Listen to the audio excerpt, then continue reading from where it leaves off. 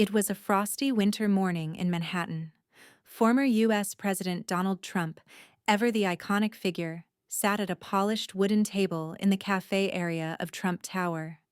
The room buzzed with muted chatter and the aroma of freshly brewed coffee, but Trump was visibly engrossed in the day's headlines. His golden cufflinks glinted under the light as he turned the pages of a newspaper, stopping abruptly when his eyes caught a bold headline: Nationwide Starbucks workers' strike gains momentum. The corner of his mouth tightened as he folded the paper. He leaned back in his chair, gazing through the glass walls at the bustling New York streets. Outside, the city pulsed with energy, but here, Trump's mind was fixed on the news. The Starbucks strike wasn't just a workers' dispute, it was a symbol of what he considered a dangerous precedent. One of his advisors, a young man with a crisp navy suit, broke the silence. Mr. President, the Starbucks strike has taken over social media. The workers' demands for better wages and conditions are gaining significant public sympathy. Do you think this could affect broader industries? Trump's eyes narrowed, his tone sharp. Sympathy? Sure, people always feel bad until their morning coffee isn't there. This isn't about sympathy. It's about discipline, leadership, and keeping this country moving. You'll see. Strikes don't build nations. They bring them to a standstill. He stood abruptly, the chair scraping against the polished floor.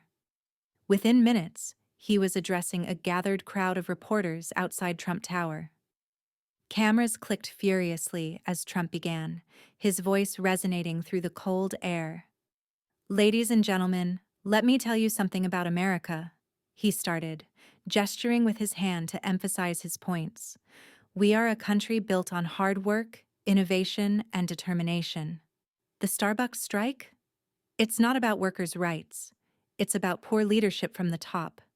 If Starbucks' management had any backbone, this would have been resolved before it started. The gathered reporters scribbled furiously, some smirking, others nodding. Trump's words were polarizing, as always, but undeniably powerful. He paused for a moment, letting the tension build before delivering his next line. If I were running Starbucks, you better believe this wouldn't be happening.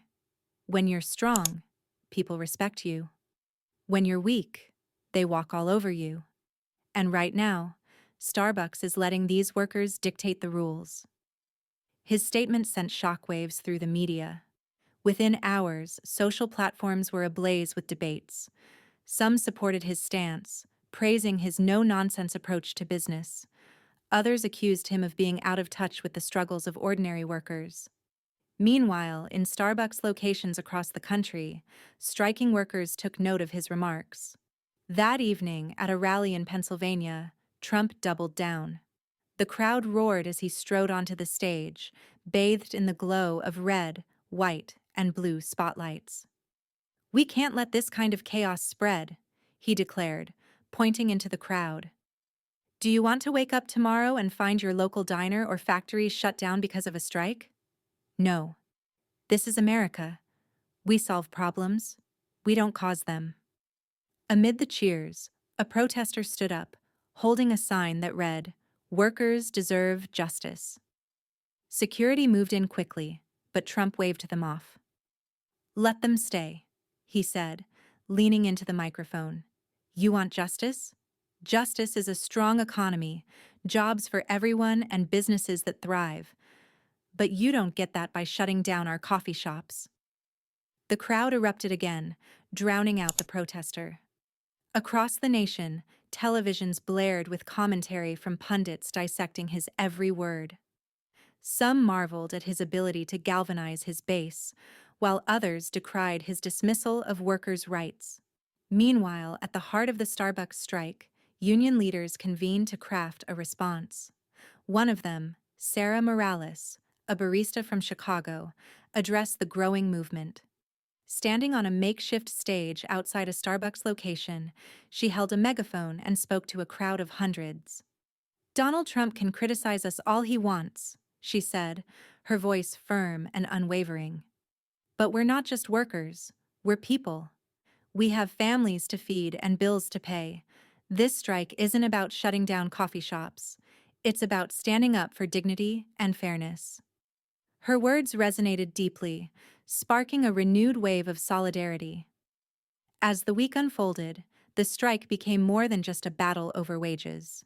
It became a symbolic clash between two visions of America, one prioritizing business efficiency, the other advocating for worker empowerment.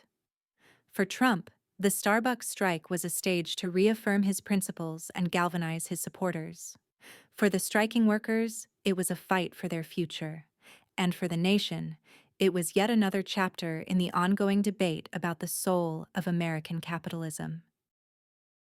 If you liked this video, please support us and don't forget to subscribe, like, and share. It means a lot.